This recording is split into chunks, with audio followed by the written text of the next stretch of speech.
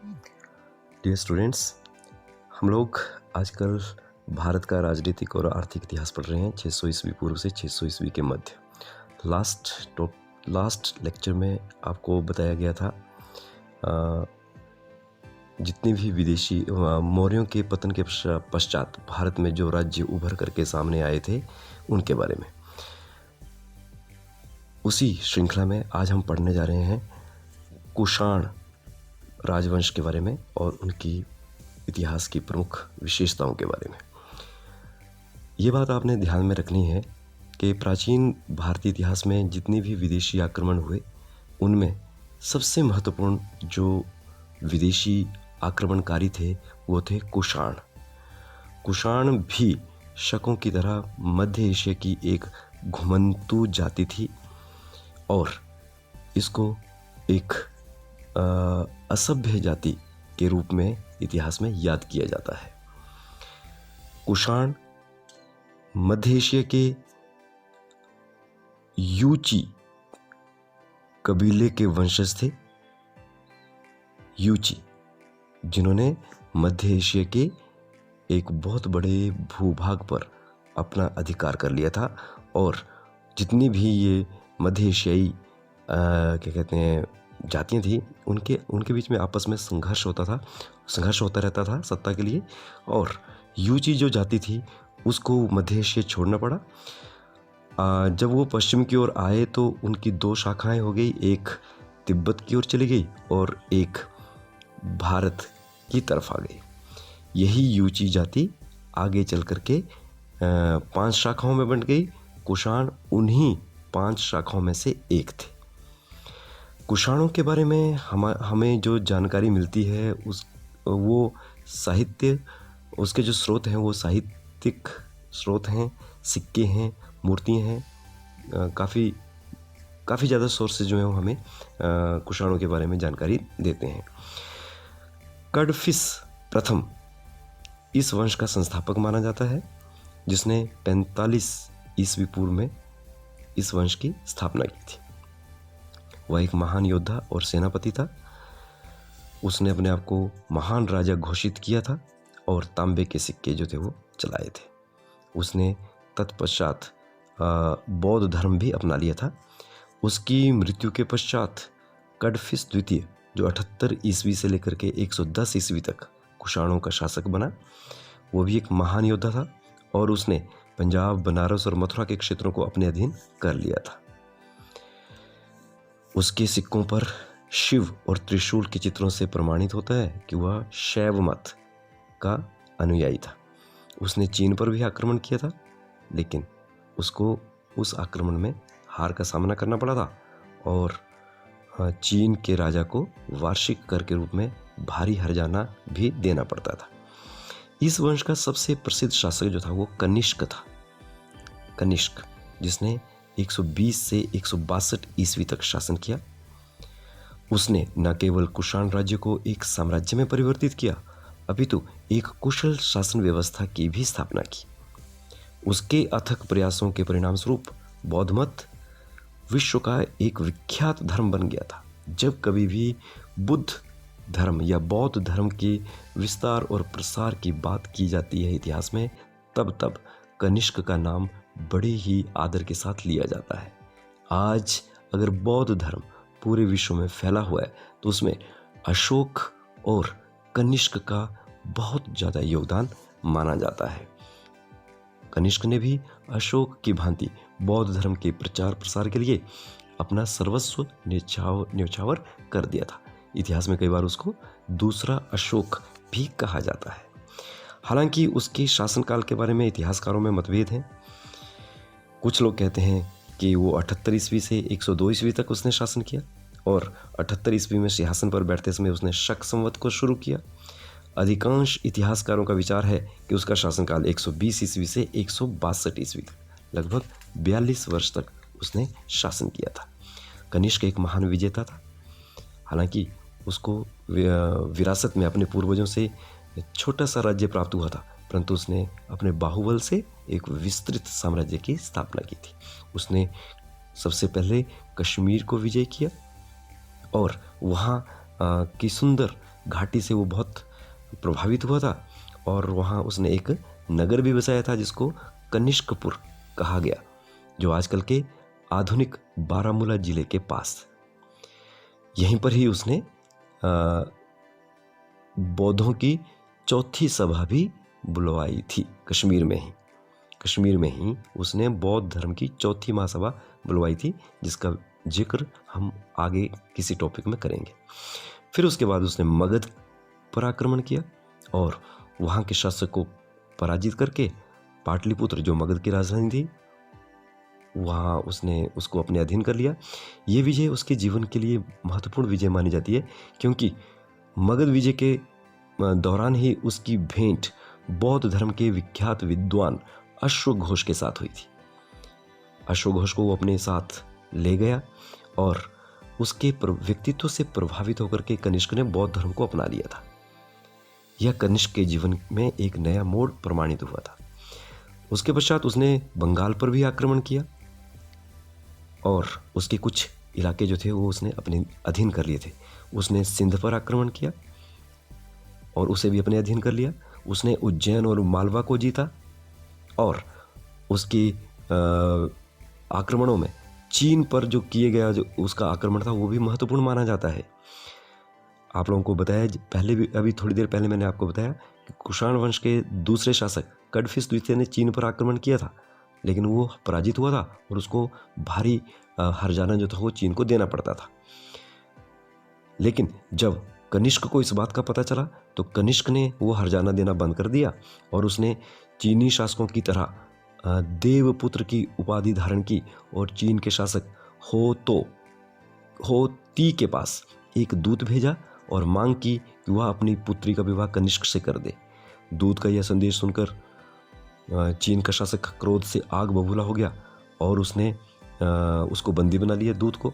कनिष्क ने इस अपमान का प्रतिशोध लेने के लिए 70,000 सैनिकों की एक विशाल सेना विख्यात सेनापति सी के नेतृत्व में चाइना पर आक्रमण करने के लिए भेजी। इस सेना को चीनी सेनापति पान चाओ ने पराजित कर दिया। कनिष्क भला यह पराजय कैसे सहन कर सकता था। शीघ्र ही उसने एक विशाल सेना तैयार की और चीन पर फिर से आक्रमण कर दिया। उस समय के दौरान चीन का वो सेनापति पान चाओ मारा जा चुका था और उसका पुत्र पान चियांग नया सेनापति बन चुका था। वह कनिष्क के सैनिकों का सामना नहीं कर पाया। परिणाम स्वरूप चीनी सैनिकों को कड़ी पराजय का सामना करना पड़ा। कनिष्क ने चीन के 3 प्रांत काशगर, यारकंद और खोतान को अपने साम्राज्य में मिला दिया। निसंदेह ये कनिष्क की महान सफलता मानी जाती है। उसका साम्राज्य काफ़ी विस्तृत हो चुका था। उसके साम्राज्य की सीमाएं उत्तर पश्चिम में खोतान से लेकर पूर्व में बनारस तक तथा उत्तर में कश्मीर से लेकर दक्षिण में सौराष्ट्र और मालवा तक फैली हुई थी। कनिष्क ने अपनी राजधानी पुरुषपुर में स्थापित की। पुरुषपुर जो आजकल का पेशावर शहर है पाकिस्तान में, उसका नाम पुरुषपुर हुआ करता था। तो ये कनिष्क की महान विजय थी जिनके बारे में इतिहास में अक्सर पूछा जाता है। कनिष्क सिर्फ एक विजेता नहीं था, वो एक सफल शासन प्रबंधक भी था। उसने इतने विशाल साम्राज्य में राज्य 42 वर्ष तक शासन किया। ये कोई कम समय नहीं था। उसने अपनी शक्तियों का दुरुपयोग कभी नहीं किया। वो प्रजा के कल्याण को अपना उद्देश्य मानता था। राज्य व्यवस्था को भली प्रकार से चलाने के लिए उसने साम्राज्य को अनेक प्रांतों में बांटा हुआ था। इन प्रांतों की शासन व्यवस्था की देखभाल के लिए उसने योग्य और ईमानदार क्षत्रपों और महाक्षत्रपों को नियुक्त किया था। कनिष्क बेशक बाद में बौद्ध धर्म का अनुयायी बन चुका था, लेकिन उसने सभी धर्मों के प्रति सहिष्णुता की नीति को भी अपनाया था। कनिष्क सिर्फ एक विजेता और सफल शासन प्रबंधक नहीं था, अपितु वो एक साहित्य प्रेमी भी था। उसने अपने दरबार में उस समय के विख्यात विद्वानों, लेखकों, दार्शनिकों, वैज्ञानिकों को दिल खोल करके संरक्षण दिया था।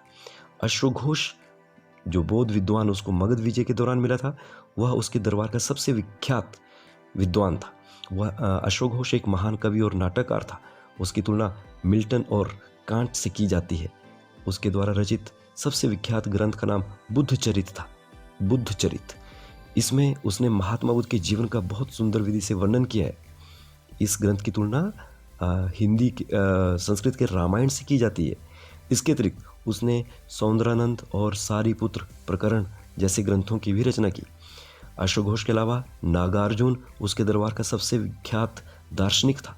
उसके ग्रंथ माध्यमिक सूत्र से हमें बौद्ध दर्शन के संबंध में महत्वपूर्ण जानकारी प्राप्त होती है। एक और विद्वान वसुमित्र उसके दरबार की शोभा था। उसने महाविभाष नामक विख्यात ग्रंथ की रचना की। चरक उस काल का सबसे विख्यात वैद्य था। उसने चरक संहिता नामक ग्रंथ की रचना की, जिसमें आयुर्वेद के विषय में बहुमूल्य जानकारी दी गई है।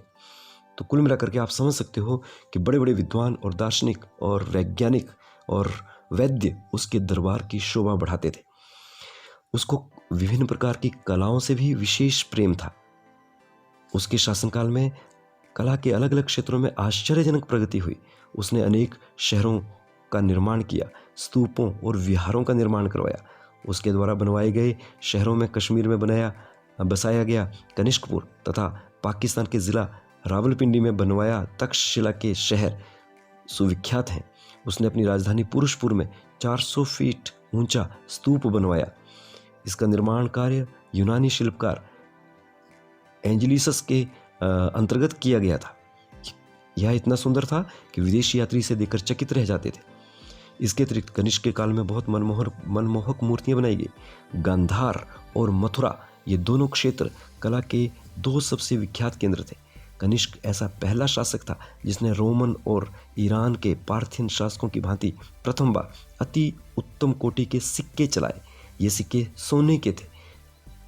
तो कुल मिलाकर के कनिष्क के समय में भवन निर्माण कला, मूर्ति कला, सिक्के बनाने की कला में अद्वितीय विकास हुआ था और इन सभी कलाओं ने भारतीय कला को बहुत ज़्यादा प्रभावित किया था। कनिष्क बौद्ध धर्म का भी प्रचारक था। कनिष्क ने बौद्ध धर्म को लोकप्रिय बनाने में प्रशंसनीय योगदान दिए, इसलिए उसको बौद्ध धर्म में दूसरा अशोक कहा जाता है। उसके शासनकाल में बौद्ध धर्म दो शाखाओं में बंट गया, एक महायान और एक हीनयान। महायान जो समय के अनुसार बौद्ध धर्म को उसमें परिवर्तन लाना चाहते थे, उनको महायान कहा गया। महायान का अर्थ महाजमायान यानी बड़ा चक्र, और हीनयान मतलब छोटा चक्र। हीनयान उन बौद्धों को कहा जाता है जो बौद्ध धर्म में किसी भी तरह का परिवर्तन नहीं चाहते थे। तो इस तरह से कनिष्क जो था वो महायान शाखा को फॉलो करता था, इसलिए उसके काल में महायान बौद्ध धर्म की शाखा बहुत ही प्रचारित और प्रसारित हुई थी। महायान शाखा ने समय अनुसार नए सिद्धांतों को अपना लिया था और इस वजह से इसका विदेशों में इसके प्रचारक जो थे वो दूसरे देशों में भेजे गए और इस तरह से बौद्ध धर्म दिन दुनी रात चौगुनी के साथ प्रगति करने लगा कनिष्क के काल में। तो कनिष्क एक महान विजेता, साम्राज्य निर्माता, योग्य प्रबंधक, कला व साहित्य प्रेमी, बौद्ध धर्म का महान संरक्षक माना जाता है। उसे दैवीय या दैविक राजा के नाम से भी इतिहास में जाना जाता है, क्योंकि कुषाण शासकों ने राजाओं की उच्च स्थिति दर्शाने के उद्देश्य से अपने आप को देवतुल्य घोषित किया। मथुरा के पास एक देवस्थान पर कुषाण शासकों की विशालकाय मूर्तियां स्थापित की गई थी। इसी प्रकार की मूर्तियां अफगानिस्तान के देवस्थान से भी मिली हैं। कुछ इतिहासकारों का विचार है कि कुषाण शासक इन मूर्तियों के द्वारा स्वयं को देवतुल्य समझते थे। कुछ कुषाण शासकों ने देवपुत्र की उपाधि भी धारण की थी। तो ऐसा करने के पीछे उनका उद्देश्य मौर्य साम्राज्य के पतन के पश्चात फैली अराजकता पर नियंत्रण पाना था। कनिष्क की 162 ईस्वी में मृत्यु हो गई। उसके बाद उसका बेटा हुविष्क गद्दी पर बैठा। वो भी अपने पिता की तरह काफ़ी वीर था। उसने अपने पिता के साम्राज्य को संभाले रखा। उसके पश्चात उसका उत्तराधिकारी वासुदेव प्रथम गद्दी पर बैठा 180 ईस्वी के करीब, और उसने 210 ईस्वी तक शासन किया। यह कुषाण वंश का अंतिम विख्यात शासक था। इसके बाद कुषाण वंश का पतन शुरू हो गया और वासुदेव प्रथम के पश्चात वासुदेव द्वितीय, कनिष्क द्वितीय, वासुदेव तृतीय, इस तरह के शासक गद्दी पर बैठे, लेकिन वो अयोग्य प्रमाणित हुए। परिणाम स्वरूप उनके शासनकाल में कुषाण साम्राज्य का पतन होना आरंभ हो गया और भारत एक बार फिर से छोटे छोटे राज्यों में बंटने लगा और विदेशी विदेशी आक्रमण जो थे वो बार बार भारत पर होने लगे और इस तरह से 4वीं शताब्दी तक पहुँचते पहुँचते महान कुषाण वंश का अंत हो गया। धन्यवाद।